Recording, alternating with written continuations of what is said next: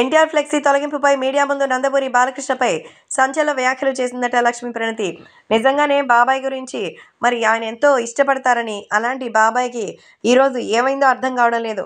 చిన్న మామయ్య మా మీద ఎందుకు ఇంత కోపడతారనేదే అర్థం కావడం లేదు. ఎప్పుడు మరి బాబాయ్ గురించి ఆలోచించేటువంటి తారక్కి ఈరోజు జరిగినటువంటి అవమానం చాలా బాధాకరమైనదని. సో నిజంగా ఎన్టీఆర్ ఫ్లెక్సీల్ని తొలగించేశారంటే ఇప్పుడు రాష్ట్ర వ్యాప్తంగా ఆయనకి ఎంత పరువు తక్కువ. ఒకవేళ నిజంగానే ఎన్టీఆర్ మీద ఆయనకి కోపంగా ఉంటే నేరుగా వచ్చి ఆయన తిట్టొచ్చు కదా. సో ఎంతో మాట్లాడొచ్చు కదా. ఇప్పుడెందుకు మాట్లాడడం లేదు అంటూ చెప్తున్నారు. ఎందుకంటే వాటికి సరిగ్గా సరైనటువంటి స్థానంలో పెట్టి తీసుకుని వెళితే తప్ప మరి వాటిని ఏమనుకోవాలో ఏం వేసుకోవాలో కూడా తెలియకుండా ఉంటారు. ఎందుకంటే ఇప్పుడున్నటువంటి పరిస్థితులు అంతా అలాగే అనిపిస్తోందంటూ సో నందమూరి లక్ష్మీ ప్రణతి అయితే షాక్ ఇస్తోంది. ఎన్టీఆర్ ఎప్పుడు ప్రేమగా బాబాయ్ గురించి చెప్తూ ఉంటే బాబాయ్ మాత్రం ఎన్టీఆర్ మీద మరి ఇలాంటి పగలు ప్రతీకారాలు తీర్చుకునే రేంజ్లో ఉంటే ఎలా అంటూ మండిపడుతోంది ఈ నందమూరి లక్ష్మీ ప్రణతి. ఎన్టీఆర్ భార్య ప్రణతి అయితే బాలకృష్ణ మీద చాలా కోపంగా ఉందట.